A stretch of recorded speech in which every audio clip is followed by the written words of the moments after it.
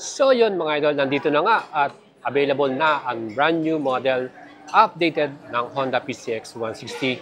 So ito po, ang color na to ay pearl fadeless white. Napakaganda at elegante yung kanyang style, no? Glossy paint finish. Siyempre, meron itong mga bagong features, especially yung front face design natin, ano? Yung pinaka headlight, B style na. At meron na rin cover ang ating handlebar.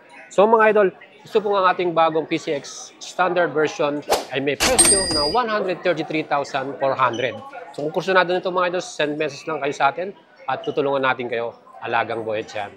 Siyempre, view-on natin para pakita natin sa inyo yung kanyang bagong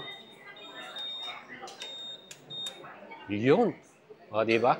Kita niyo yung pinaka front face design niya, yung pinaka headlight. Ganda, no? O. Ayan mga idol, yung bago niyang headlight design, mas pogi, mas bold, at mas tako pansin.